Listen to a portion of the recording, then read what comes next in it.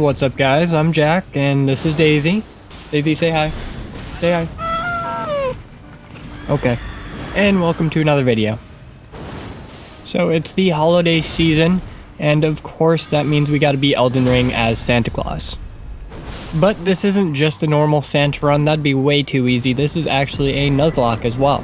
And that just means if we die, we lose whatever weapon that we were using at the time.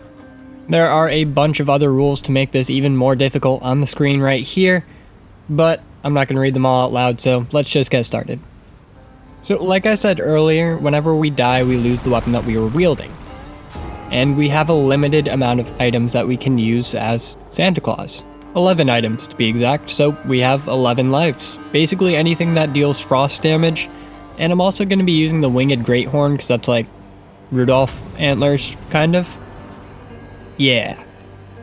So those are the weapons that we're going to be using. And we start off, of course, by talking to Mrs. Claus over here, and she grants us the power to turn runes into strength. After that, we head right on up to Margit, who, as always, was a bit of a pushover. And I'm also using the deflecting hard tier for most of this run, just a heads up on that, because it is awesome and so much fun. And after quickly defeating Margit, we can make our way through Stormvale Castle completely unscathed. I do want to mention that if we die while holding a weapon, even if we're not currently using it, that still counts as a loss. Thankfully it doesn't happen right here, but still pretty close. And after making our way through the rest of Stormvale, we can get to Godric the Grafted. And this is in New Game Plus 2, by the way, if you guys are curious. I figured it'd make more sense to start with all the items rather than find them along the way, because some of them are pretty late game. Anyway, let's start with the Godric fight, and we're going to start with the Winged Greathorn. And this is a very special weapon. You get it from the Regal Ancestor Spirit Remembrance. And the Ash of War Soul Stifler that comes with the Winged Greathorn is pretty unique. So it creates a cloud of spirits in the area, and if an enemy walks into that cloud, they will be debuffed. Their defense will be lowered by 30% for the next minute, which is actually a pretty solid debuff, and it lasts a while too. So we'll actually be getting some good use out of this weapon. It's not very flashy, but it is effective. I'd recommend giving it a try if you guys are ever bored. So the strat for Godric right here is just to use our deflecting hard tier. Yeah, whenever he throws an attack at us, we're going to try to block it and get a guard counter off, because those do so much damage. And in my last video in the comment section, somebody suggested I do a guard counter only run, and that sounds amazing. So yeah, that's gonna happen. So in the second phase, I swapped over to the Chilling Perfume bottle just because honestly it was a little bit too easy. That and the Chilling Perfume bottle doesn't do amazing damage, so I wanted to be able to get some use out of it against an early boss, you know.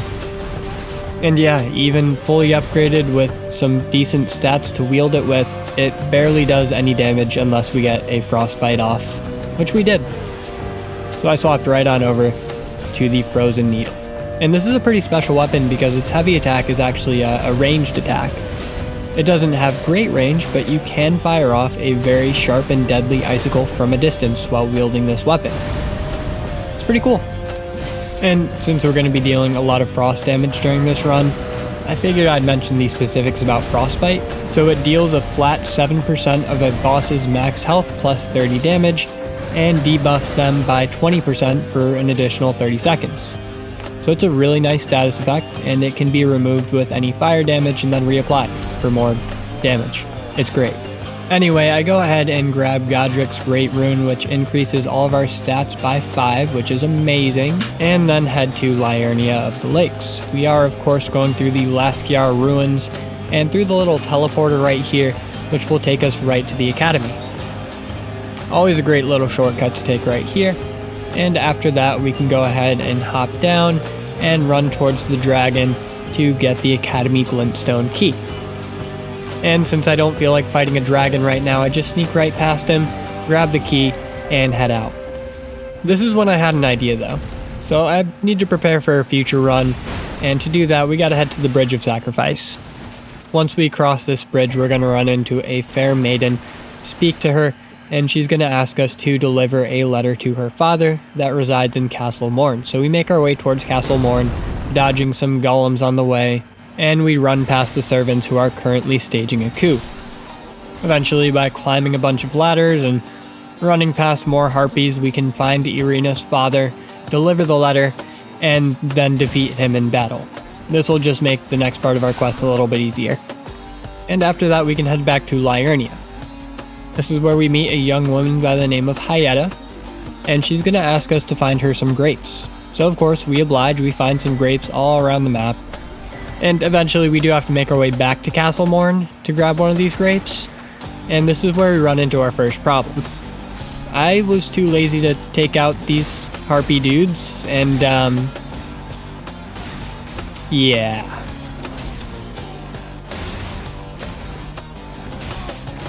Since I was holding the perfume bottle when I died, we've officially lost our first weapon. Down to 10 lives. Anyway, we grab our next grape from where we defeated Irina's father. That's why we took him out, because it's just so much easier to grab the grape there. And then head on up to the Church of Inhibition. On my way, I defeat the Great Eye and then fight Fyke.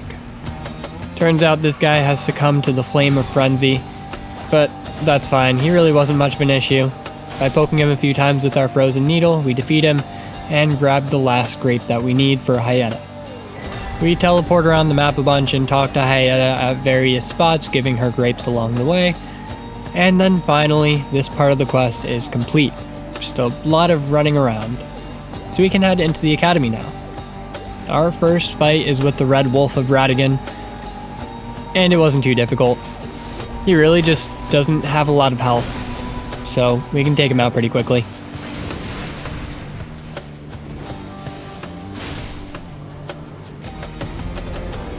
On the way up to Renala, I trapped Moongrim up here on top of this doorway just because it's kind of funny. And then, as you can imagine, phase 1 of Renala was super easy, barely an inconvenience, as that one guy says in that other YouTube channel. I did not get a one phase with the Frozen Needle though. It did do a lot of damage, especially when we got the frost off, but not a one phase. I think if I just kept attacking, I might have been able to make it work, but I just didn't. Phase 2 wasn't much more difficult. Unlike some of our other weapons, the Frozen Needle only does physical damage and applies frostbite. Our other weapons deal magic damage as well, which Renala resists. So the Frozen Needle was a really good choice for this fight. That, and since this is New Game Plus, we are able to blow through the early game pretty easily. That being said, it does get pretty difficult later on, and we have some really close calls, so just be ready for that. While I poke Mommy Renala with my needle, I just want to thank you guys for coming to watch. I appreciate each and every one of you every week for coming and watching my videos. It really does mean the world to me, and yeah, I'm just very grateful. I hope that everybody has a lovely holiday season too. I'm actually going to take a week off after this just because I need to catch up on other stuff. So Merry Christmas, Happy Hanukkah, Kwanzaa, New Year's, I don't know. I'll be back in January, but yeah, I really hope you guys have a great holiday season. Renala's down, and we can head on over to grab the medallions in order to activate the lift to get to Altus Plateau. So of course the first one we grab is over here in Limgrave at Fort Height. Grab the first medallion, grab the second medallion from the fort in Caelid, and there we go. We run up to Altus Plateau, grab the Site of Grace, and then we're heading back to Caelid. We go to Redmane Castle in order to begin the Festival of Radahn. It's time for us to prove that we are the only jolly red men in the lands between, and there can be no other, especially not Radahn. For this fight, I want to use my spells. So right now I have a Duelist Moonblade on, Freezing Mist, some more Ice Storm, and Glintstone Ice Crag, I think it's called. And during this fight, I used all 4 of them. So time to clarify something about our rule set. Since I used 4 different spells against Radahn here, if I were to die to him, I would lose all 4 of those spells.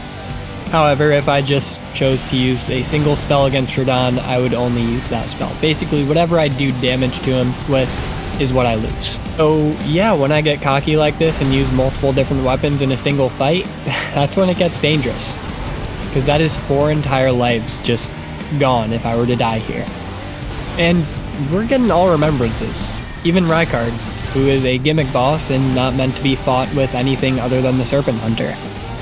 So that being said, I really want to keep my spells for him. That'll make that fight maybe possible. Maybe. I don't know. Now, during the downtime in this fight, I would also like to implore any of you to subscribe if you want to, if you enjoy this sort of content. You don't have to, your viewership is always enough for me. But it is my birthday on the day that this releases, so that would be really, really cool. Great birthday present. And I also have an entire playlist of Elden Ring challenge runs similar to this one, so definitely check that out. So we did make it to phase 2 of Radahn without any problems really, and I start this phase off by trying to get a freezing mist off on him. So it doesn't do any traditional damage, but it does apply a lot of frost buildup.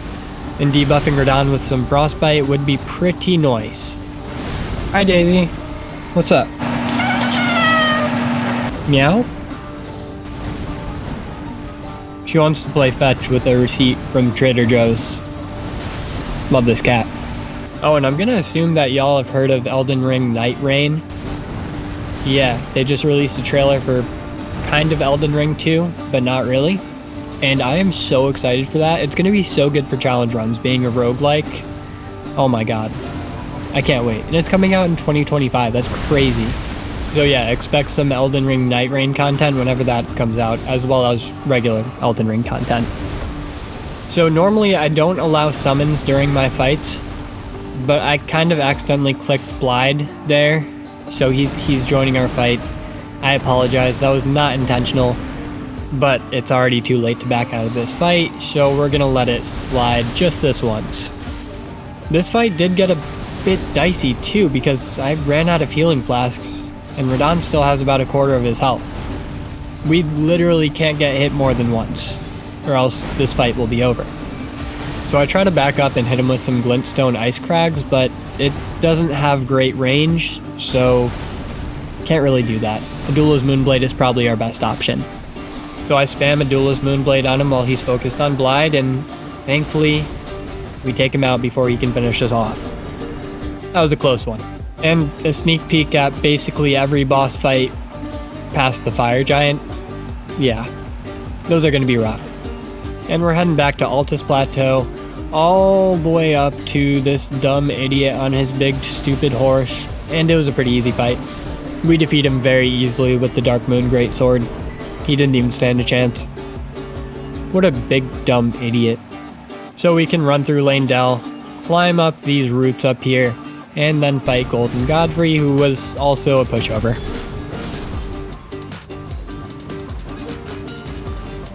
And that leads us directly to Morgoth.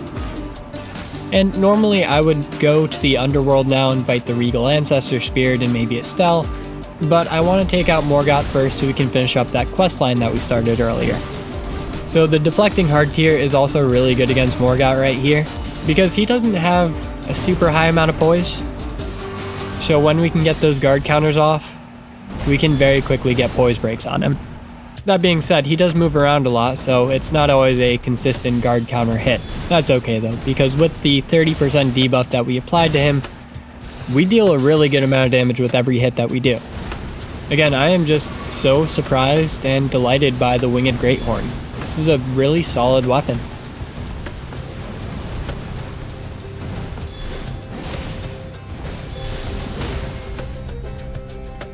So a poise break nearly takes him into his second phase. It actually pushes his health beyond that. And we just need to hit him one more time to push him into his second phase. Interesting how it works like that. But he barely has any health left, and we debuffed him once more. So 2 or 3 more hits should do the trick. And we still have a lot of healing, so we're not really in any trouble here. I'm still mad that I lost the chilling perfume bottle to those harpies over there. That was so annoying. I barely got to use it. Barely got to use it. It's not fair. Anyway, one last poise break takes Morgoth down. So we can head into the sewers, yay!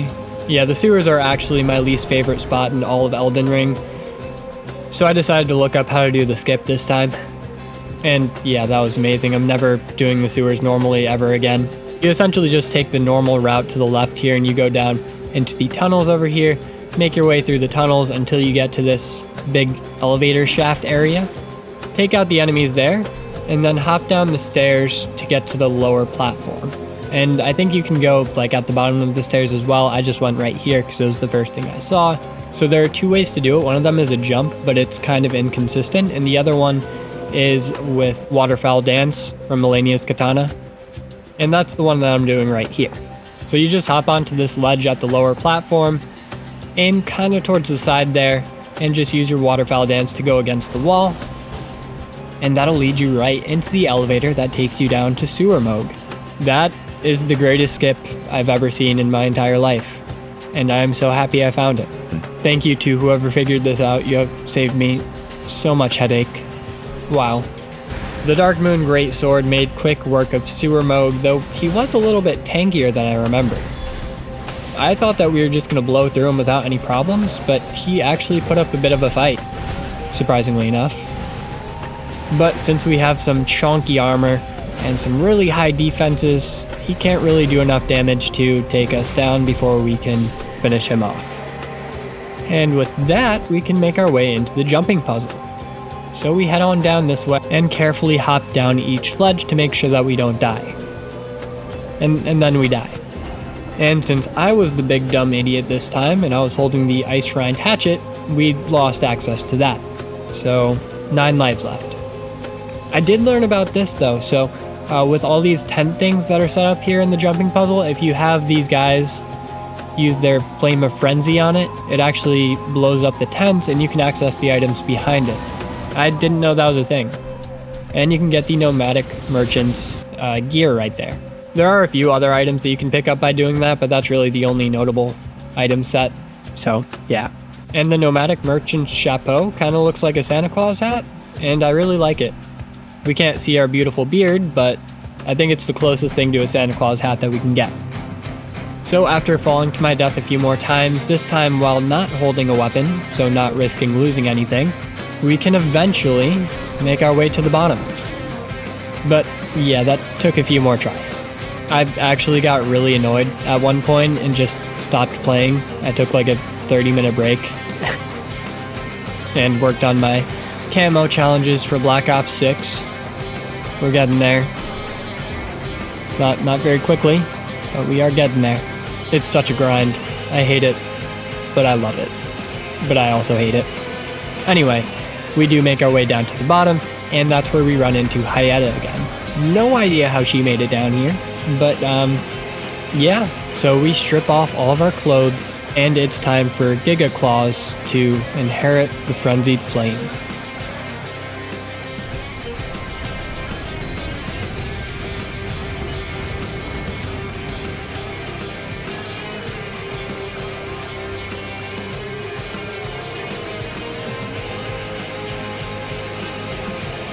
Cool. After that, we are left scarred and with some cool glowing eyes. Mrs. Claus divorces us, and then Hyetta just dies. Oh, and we get the Frenzied Flame Seal. So that's pretty cool. Now we can make our way into the underworld and fight the next couple of bosses. We run into an imposter and quickly defeat him before entering the Ancestral Woods to light some fires. And after lighting these fires, we can fight Rudolph, the red-nosed regal ancestor spirit. Yeah, it turns out the weapon that he drops is actually really good against him. After debuffing him, every hit that we hit him with just deals an immense amount of damage. Guard counters are also probably not the move for this fight.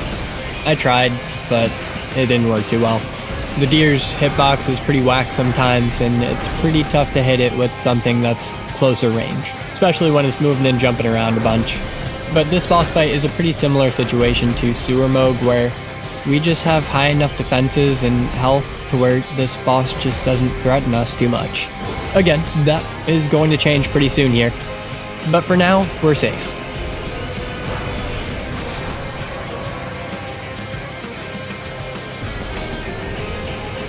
Alright, we can continue running through the Ancestral Woods to fight the Valiant Gargoyle Duo, and ugh.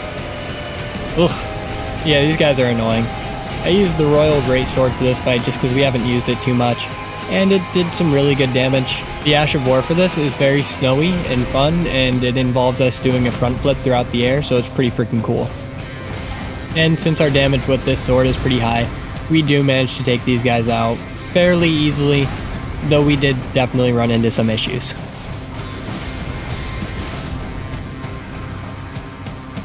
I popped some ants over in the deep root depths to get some Newman's runes and some rune arcs, and I also pick up the Elden Stars incantation.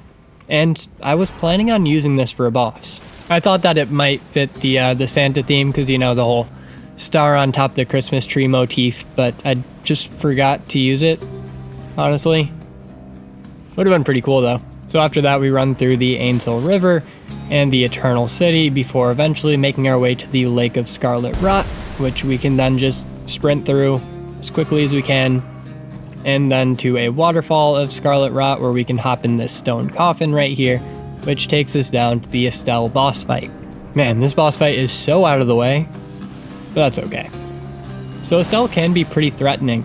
Estelle's grab attacks do a tremendous amount of damage, but thankfully we do have some pretty high physical damage negation with this armor, so we should be able to survive one or two of those. Other than that, it's a fairly easy boss fight.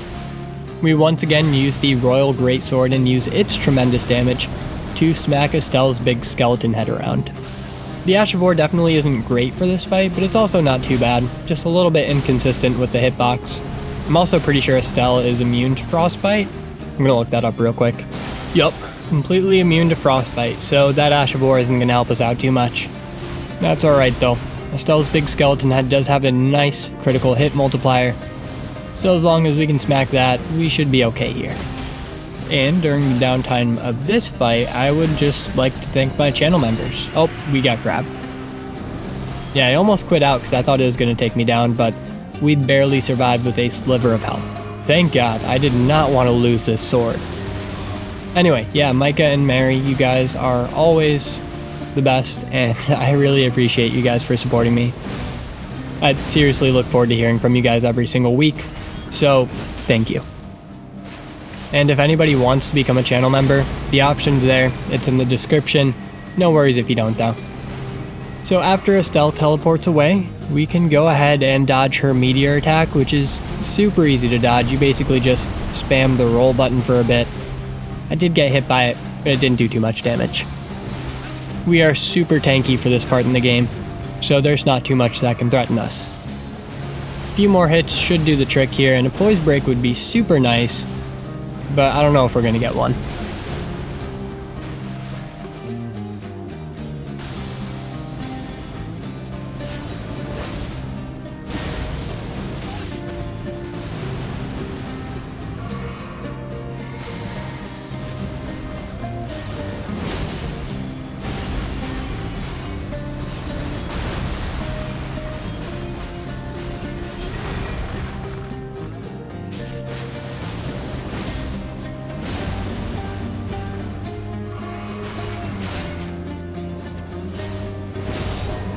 Nice, we gotta be almost halfway done now. So we can head to the mountaintops of the Giants next, the Great White North, our one true home. And while I was here, I had a really good idea. It's just too lazy to do it. So Santa has elves, of course. So I was thinking that maybe I could use the Fanged Imp Ashes or any of the Imp Ashes during the fights. I thought that might be really fun, but I just didn't get them. So, yeah. Honestly, I think having Spirit Ashes during boss fights make it more difficult, especially if they're not good Spirit Ashes, because it makes the boss's movesets more unpredictable. Can never tell whether he's gonna focus on the spirit or turn around and smack me in the face while I'm getting ready to attack, you know? Anyway, after running through the mountaintops of the Giants, we run into the Fire Giant. And for this fight, I'm going to be using my spells again. Though this time I put on Ronnie's Dark Moon. This is an amazing spell because it debuffs targets in multiple ways. So firstly, it does apply frost damage, so you can get that frostbite debuff off. But also, it debuffs enemies' magic resistance by 20% for a full minute. So that plus the frostbite debuff It's about 32% extra damage for just hitting an enemy with a single spell. It also just has really good base damage and range, so it's awesome. It just consumes a lot of FP. Even with that though, this is going to be pretty tight. So I did not increase my mind at all. It's only at 15 right now, so we really don't have that much FP. So we gotta be efficient and use things like Glintstone Ice Crag or Adula's Moonblade to do extra damage after hitting the Fire Giant with the Dark Moon. If we run out of FP here, we're gonna have to risk switching to a weapon mid-fight, which is pretty dangerous. Yeah. We should be okay though. Frost is really good against the Fire Giant here. And Glintstone Ice Crag is very spammable and does a very respectable amount of damage with each cast, so we should be okay as long as we're using that. Also, fun fact about Adula's Moonblade, so if you're using a staff in the right hand, there's a good chance that Adula's Moonblade will hit the target twice. But if you use a staff in the left hand, it only hits the target once. I don't know why, it's weird, but pretty cool. So if you're using Adula's Moonblade in a build, try to have the staff in the right hand. So I get off another Dark Moon to debuff him once more, and we're looking pretty good. We still have some FP flasks and about half a bar left, so I think we can make this work. His big ankle crit spot is gone though, so that makes dealing extra damage extra hard. But I think if we can get another Frostbite off, that'll take out most of his remaining health, which would be very nice.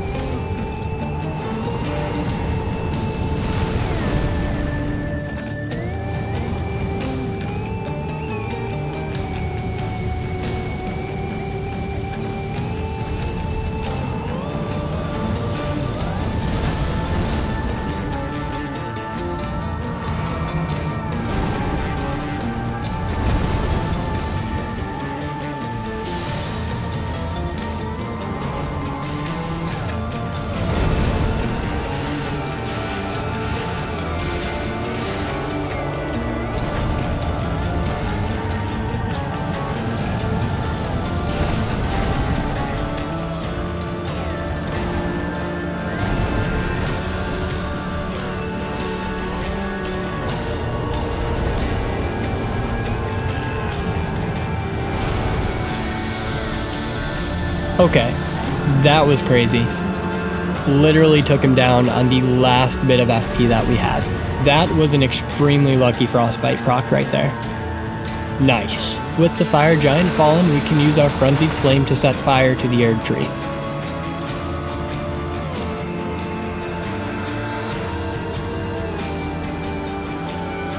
We are then consumed by the flame, and we wake up in the crumbling Farm Azula, wasting no time to run through it. Our first challenge is going to be the Godskin duo, but Sleep Pots plus the Dark Moon Greatsword proves to be a very effective counter against the two. So I sneak by the guards here, with my Sleep Pots ready, hop down into the arena, and begin this fight. I sleep the fat one first because, well, he generally doesn't dodge as well as the skinny one, and then try to hit Skinny with my second Sleep Pot. I miss, but that's fine, I brought some extras, and Skinny goes to sleep too. With that, I can heal up to get my buff from the Ritual Sword Talisman, use the Ash of War on the Moonlight Greatsword, and get to work with some charged heavy attacks. We very quickly get a Frost proc as well as a Poise Break, and take Skinny out without any problems. I also hit his dead body a couple times to get some extra damage off. After our stamina is regenerated, we can go ahead and fight the fat one. And we just use some charged heavy attacks, once again getting a Poise Break and a Frost proc, and taking him down. After the skinny one got back, I put him to sleep and hit him a few times, and that fight was over. Cool! We can continue to make our way through the crumbling Farm Azula, staying alive all the way up until the Malekith boss fight. And I don't know what was up with me, but I was just getting hit by every single attack. I was trying to effectively use my deflecting hard tier, but I just kept missing and getting hit by him in return. Yeah, it didn't work too well. Eventually I made it to phase 2, and I'm sure you guys can see where this is going. I died. Yeah, I always show the full boss fight for my victory attempts, so if I ever skip ahead like that, you know there's going to be a death coming soon. Goodbye, Frozen Needle. I really like that weapon too. Very rude. That's fine though, we still have, what, 8 lives left? Oh god. Yeah, that's not very many. So I decided to go for the Winged Great Horn against the Beast Clergyman / Malekith right here. And it's pretty good. I'm really trying to save the Dark Moon Greatsword for Malenia.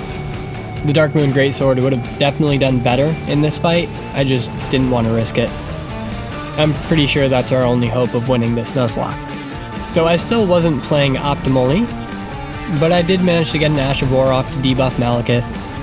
So for the next minute we'll be doing 30% extra damage. Hopefully I can get some good guard counters off here. Yeah, like that. Nice. Even a poise break, hell yeah. So after having gotten a poise break, we do some massive damage to him, and we can almost take him into phase 2 instantly. Phase 1 is never the issue with this boss fight though, it's always phase 2. His destined death effects just eat through the health bar, even if you have holy damage with this. I don't know if that actually does anything, but I'm pretty sure destined death does holy damage. But we get to phase 2. Thankfully we have a lot of healing flasks left, and we can get an Ash of War off safely to debuff him once more. Hopefully that'll last through the rest of the fight. I do get hit by him, but that's okay, I can just spam my healing flask and get back to almost full health.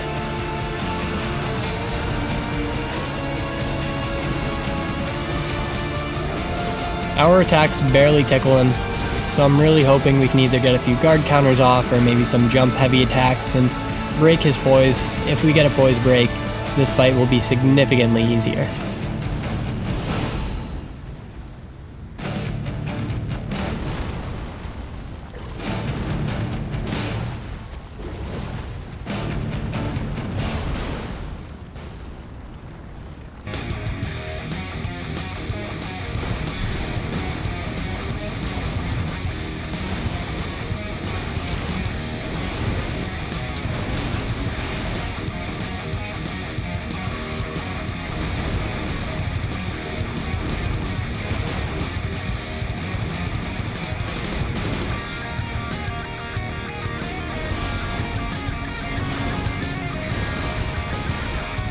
This is getting pretty close. I almost died, but managed to escape unscathed and bring myself back up to nearly full health. We can hit Malekith another time, but get caught in one of his combos. This takes us down quite a bit, but we heal up again, thankfully surviving, and position ourselves perfectly to attack him after he jumps out of that attack. He's almost dead, so I think we can make this work. We still have a couple of healing flasks left, so hopefully we'll be okay here.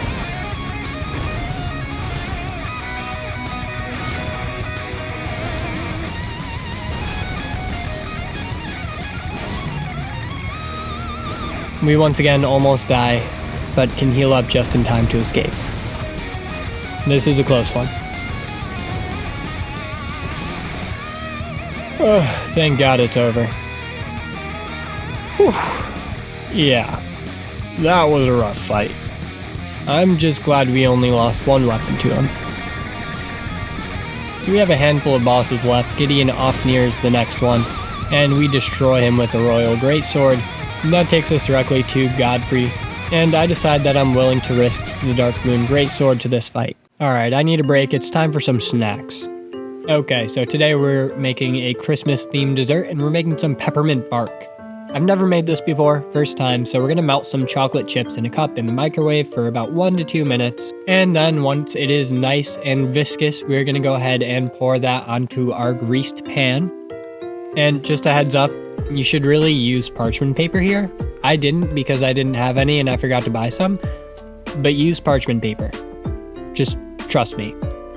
So after putting the chocolate on our greased pan, we're gonna go ahead and spread it out evenly, and while it's still warm, we're gonna place some saltines on top of that. Once we have a nice layer of saltines, we're gonna melt some white chocolate, same thing, 1 to 2 minutes in the microwave, and then crush up some peppermint sticks, otherwise known as candy canes. Can't believe I forgot that word. And I just used a garbage bag and a mug to crush it up, just because I didn't have anything else. The white chocolate's finished. We're going to spread that on top of the saltines and chocolate evenly, and then finally top it with our crushed peppermint.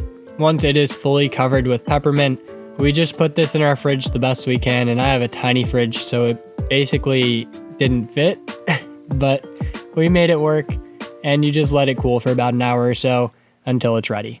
Now, I'm not going to show you the finished product because it did not come out well, just due to the fact that I didn't use parchment paper. I'm pretty sure it's going to do very well in the second phase, so I think this is our best choice for this fight. This fight is pretty similar to the Malekith fight, where the first phase is never really an issue, and the second phase is where it can get slightly more difficult. That being said, we have a lot of physical damage negation, so he shouldn't be doing too much damage to us. Having some range in the second phase of this fight should be pretty nice too, and with the Moonlight Greatsword we certainly get that. My main strat for phase 2 is literally just to run away, and then hit him with a Moonlight Greatsword, I don't know, Moon Slash, whenever I have an opening, from a distance of course. I do manage to get a nice poise break and a frostbite off, so that takes Godfrey down significantly. And we're already in phase 2. So I run backwards to avoid his first grab attack, and smack him with a Moon Slash. I don't know what to call that. I guess it's technically a charged heavy, but Moon Slash sounds cooler. And we run from this big AoE attack before healing up, and smacking him again after he charged at us. Each attack does some pretty significant damage to him, so with only a few more we should be done with this fight, and onto the Elden Beast. Unfortunately I did get grabbed, but that barely tickled us, and we can continue fighting unscathed. Yeah, our extra chonk is very protective. Physical attacks just bounce off of us, really.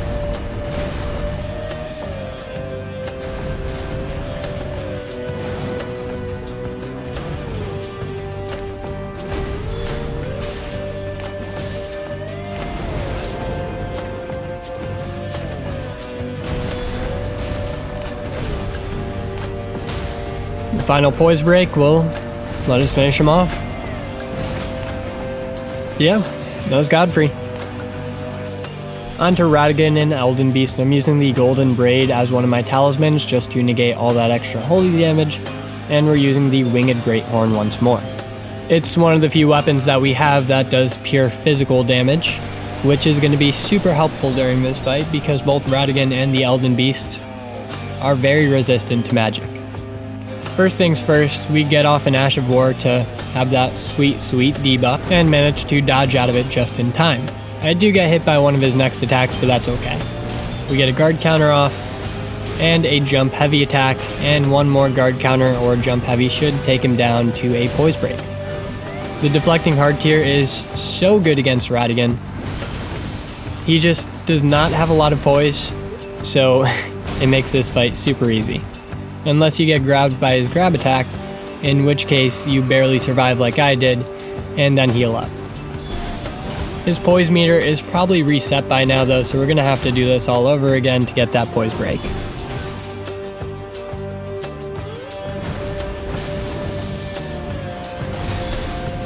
And it doesn't take too long for us to get it. That being said, this isn't going super well right now. We already lost 2 of our healing flasks just to that single grab attack, and we're definitely going to need to use at least 1 more before the Elden Beast fight. So yeah, that's not great, especially because I keep getting hit and almost dying, so another 2 healing flasks just gone.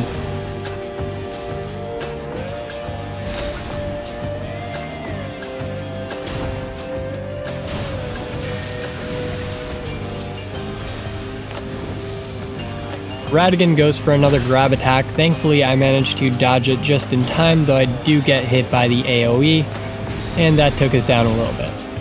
But we can get a guard counter off and another poise break, and that should take us into the Elden Beast. Well, almost.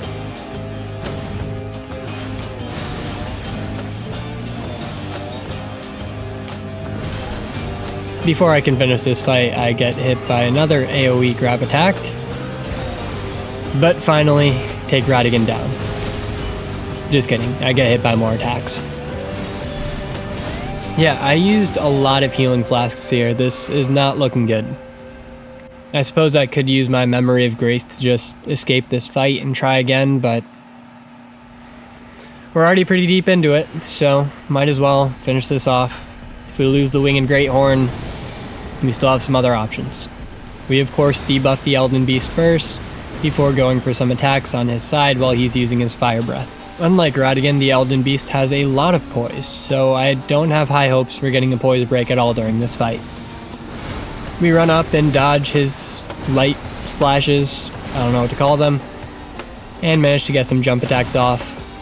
And I'm gonna leave you guys to enjoy the rest of this fight without my constant chattering, and we will continue on with the commentary afterwards. We have a lot of run left, and a lot of bosses to fight, so don't go anywhere just yet.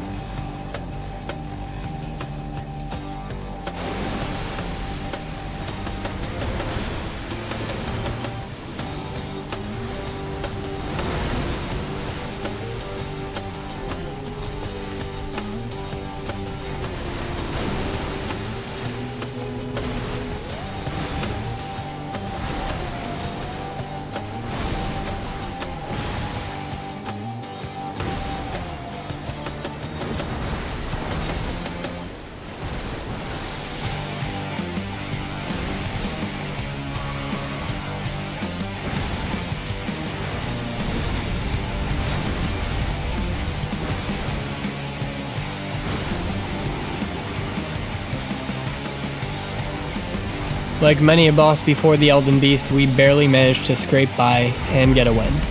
And we have a couple of things to do. The first thing is go back to Deep Root Depths to take out Fia's champions. And the Royal Greatsword is just so good against NPC invaders. It just stuns them and does so much damage, so that took them out without any issues. Thank God we still have this. Before doing Ronnie's questline though, I do just want to take out Placiduous Axe. I didn't feel like doing Ronnie's questline. So I put on some lightning damage negation talismans and some fire damage negation talismans and some physical damage negation challenge shots, yeah. And I'm really just hoping to survive his big laser beam attack, because that thing gets me every time. And I am once again risking the Moonlight Greatsword just because I think that the extra frostbite damage might be super helpful during this fight. And we can get a charged heavy off in between each and every lightning strike, which is really good. And each charged heavy is doing some poise damage, so we actually managed to get a poise break near the beginning of the fight, which is super nice. The riposte deals some good damage, and after this I tried to go for another charged heavy with the Moonlight Greatsword, but the first one didn't hit, Second one did, but it didn't do great damage. He's going to be teleporting here soon, so I just want to get off as many hits as I can before he leaves. With a third of his health down, he can enter his second phase, kind of, and I can reapply the Moonlight Greatsword buff to our Dark Moon Greatsword. We look around for him and eventually find him in the skies, dodging his incoming attack. Placidusax teleports next to us, and we can get some heavy attacks off. Unfortunately, after his next teleport, I suffer the first hit we've taken during this fight. But, that being said, he's already half dead, and we've only had to use a single healing flask, so that's pretty good. And we managed to get a nice Frostbite proc. But, again, the first two phases aren't really that big of a deal. It's the last phase that really troubles me. Though before that, I do manage to get another poise break. Great. And he should be teleporting away again soon. I am very confident about every aspect of this boss fight, except for his big laser beams, which should be coming any minute now. Here's what's going to happen. He's going to fly around in a storm cloud, charge at us, and then begin his third phase by summoning more lightning around the arena before teleporting away once again to charge at us. And then he begins that accursed attack. The laser beams.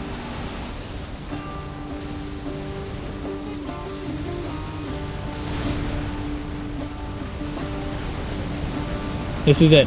If we die here, oh god, we lose the Moonlight Greatsword, and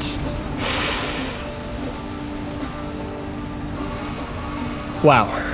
Thank god I had that fire resist talisman on. Yeah, if we lost the Dark Moon Greatsword there, that probably would have been the end of the run. But with that attack out of the way, I think we should be able to finish this fight.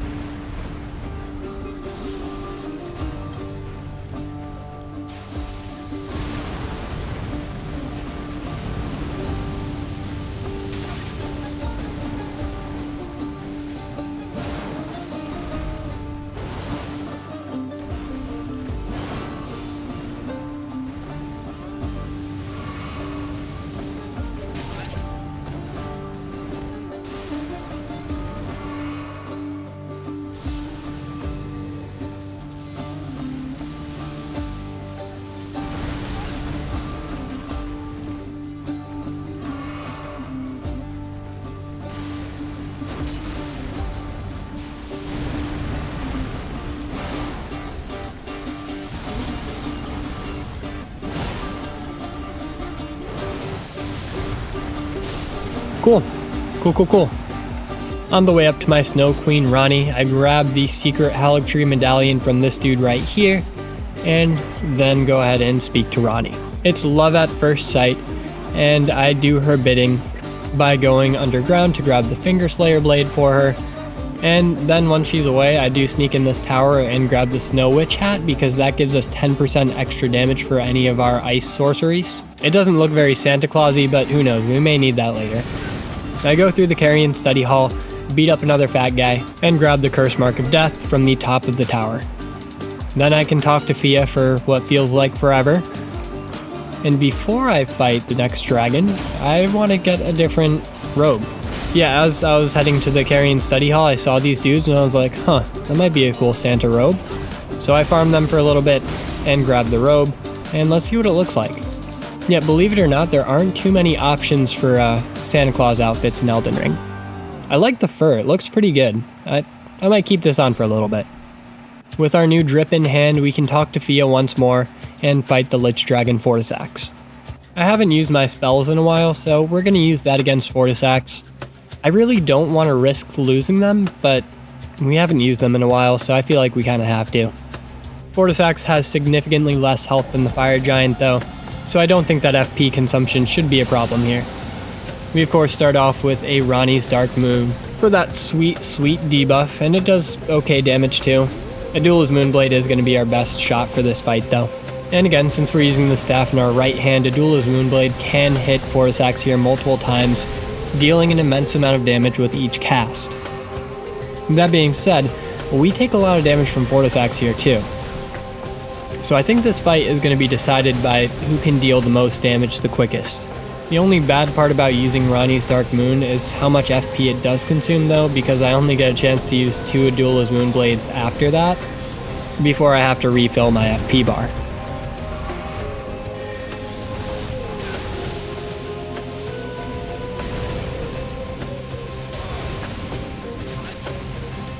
And I'm just getting so lucky by surviving these attacks with a sliver of health. I mean, I feel like that's happened to us at least 6 times during this run already. I really gotta learn how to play more carefully if I'm gonna continue to do these Nuzlockes.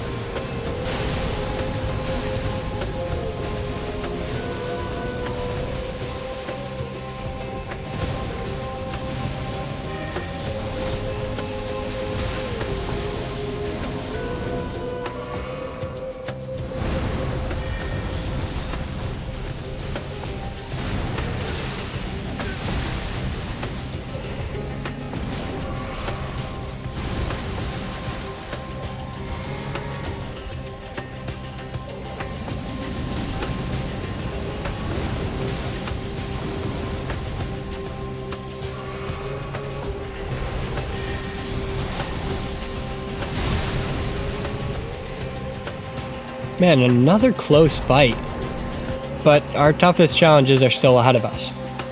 And I am, of course, saving the 2 best for last, so we're gonna go ahead and fight Moog first because he's a little bit easier than Rykard and Malenia.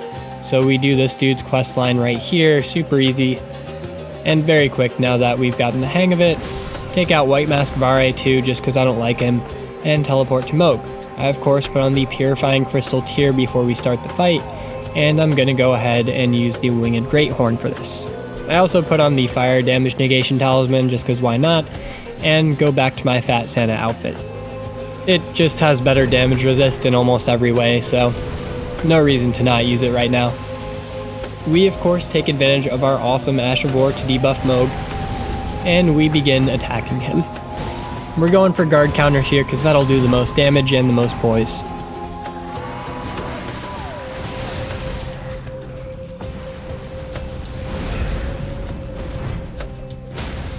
And before long, we can already get a poise break.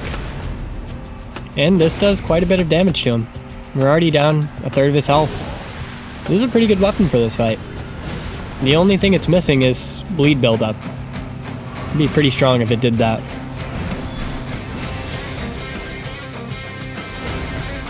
Another poise break and riposte takes Moog down to about a third health already. That's crazy. Literally, if we had bleed damage here, we would have taken him out before his phase transition. What an easy fight. This is going great. I'm definitely not going to regret saying that either.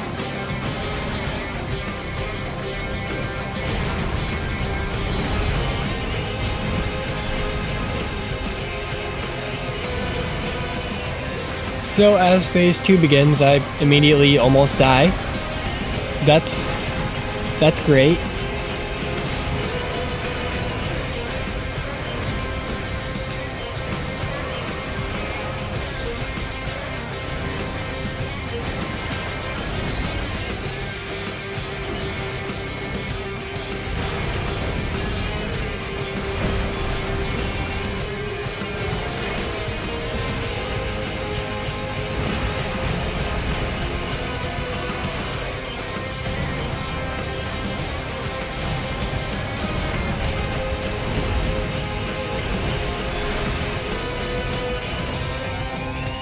Our problems just keep coming too because we are just burning through all of our healing flasks.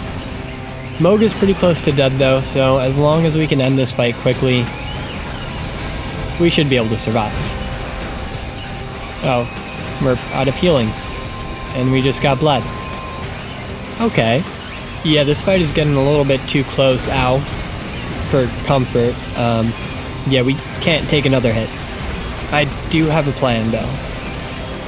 As long as we can survive this flurry of attacks here and not get bled, I can run away and use a Blessing of Marika to get back to full health. Hopefully that'll be able to carry us to victory.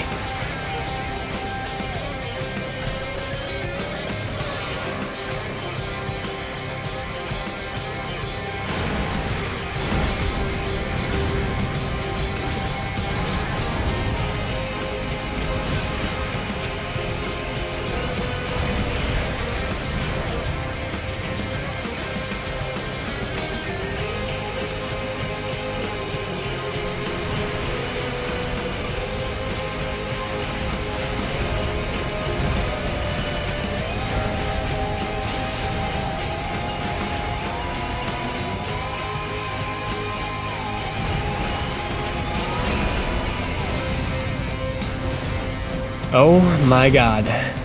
I think that was the closest to a weapon loss we've been so far, you know, without actually losing the weapon. That was rough. Like I said, we've been getting really lucky during these fights. Unfortunately, this means it's time to get to Malenia. Commander Nile over here was a piece of cake, and we managed to get the other half of the secret Haligtree medallion, which of course takes us to the consecrated snowfields. Wait, hang on, shut up. Not you guys, I was talking to me. I totally accidentally cut out something important, and I gotta go back and get it. Just hang on a sec.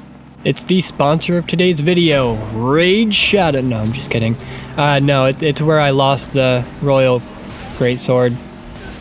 Yeah, this was rough. Yeah, this death hurt very much. Okay, back to the vid. And yeah, it's such a chore to get to Malenia, but it's fine. We run through the snowfields during a snowstorm, find our way to Ordina Liturgical Town, do the fun little puzzle in there, and eventually enter Miquella's Haligtree. I'm not going to be wasting any time running through this place and getting to Malenia. We only have 2 bosses left, and I'm ready to finish this run. And though Loretta dealt a lot more damage to us than I was expecting, we did manage to take her down without too many issues. I'm not gonna lie, her attacks did hurt though. I genuinely felt pretty threatened during this boss fight.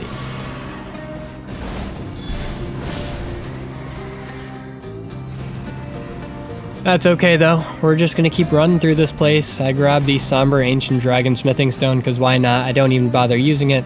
Run through this small pond of rot and down the roots to the Haligtree, and finally we've made it. So we have the Crimson Seed Talisman +1 for extra health, the Shard of Alexander for extra Ash of War damage, Dragon Crest Great Shield for extra physical damage negation, and Curved Sword for more guard counter damage. Let's do this.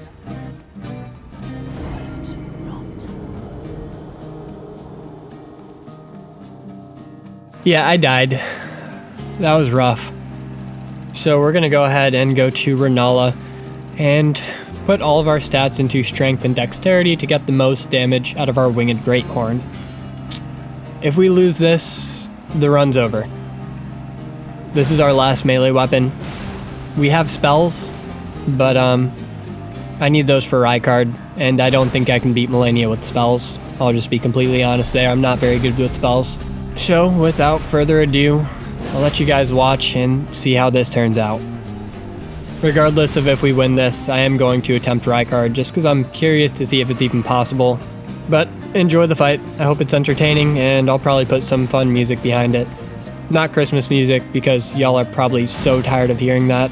I know I am. And we'll catch up after the fight.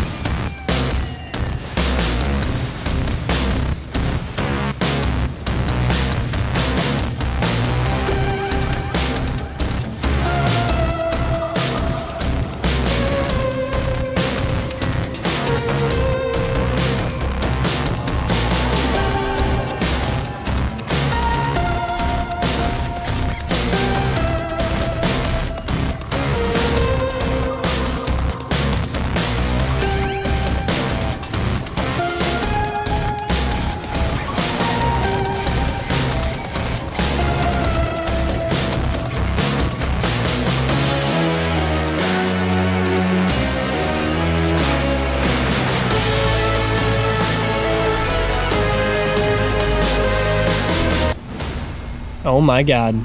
We actually did it. The run is still going, baby. We can actually complete this. Maybe. We still have Rykard. I'm really worried about this. Let's go back to Ronala and put all of our stats into intelligence this time to get the most damage out of our spells. Then of course we gotta make the long trek to Volcano Manor, grab the drawing room key, go through the secret pathway in this room, fight another fat man, and then eventually we can make our way to Rykard's chamber, where we can begin the fight. And we're gonna need a lot of FP for this. He has 2 extremely long and arduous phases, so we'll see. Our first attempt, the first phase, did go pretty well and I managed to take him down. We did use a lot of FP flasks though, so I wasn't too confident about our second phase. Eventually ran out of healing and FP flasks, though we did get him pretty low, so I think this could be possible. I used this opportunity to use my Memory of Grace and escape the fight in order to swap out a couple more healing flasks for FP flasks. I think as long as I can be a bit more efficient with my frostbite procs and healing, this fight's possible. And this surprised me. I really didn't think we were going to have any luck with this fight. And since this fight is actually 10 minutes long, I'm just going to speed it up for you guys. Most of it's just me running around and hitting him with, you know, Glintstone Ice Crag or the Dark Moon. So, yeah, we're going to speed this up a bit. So, of course, FP consumption was one of my main worries here. And then I remembered that I had the Snow Witch hat. And that gives us a flat 10% damage bonus on all of our Frost sorceries, which is awesome. So I put that on, and it does significantly increase our damage output. And I'm not kidding here, it actually made all the difference in the world. This fight would not have been possible without it. And the first phase of the fight isn't really a problem. We get through it pretty quickly, even without the speed up. Though I did take a pretty decent amount of damage and I lost a lot of my healing flasks. But the first phase is done. Like many other bosses before him, the second phase is where things really get dicey. But we do get a frostbite off on our first Dark Moon of the second phase, which is very nice. And we can slowly start to chip away at his health. Our spells do significantly less damage to him in the second phase though, and that was very noticeable.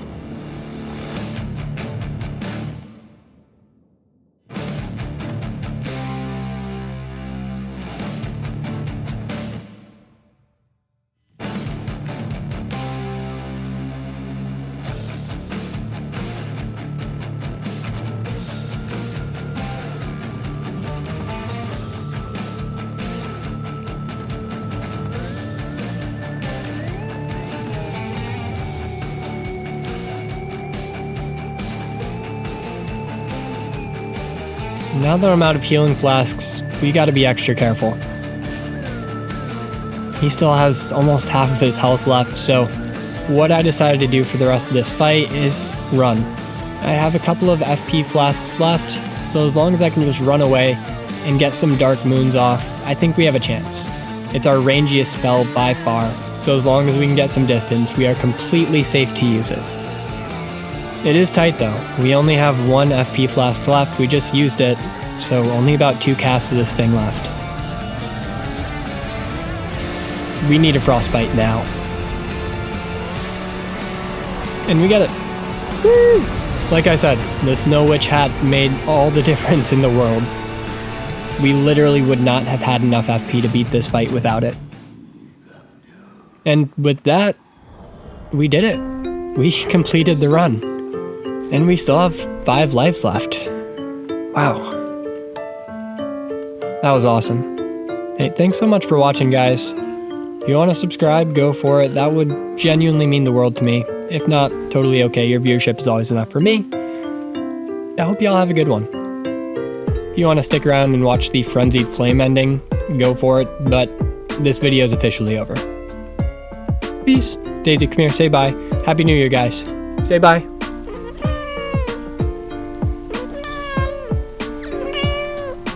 Close enough.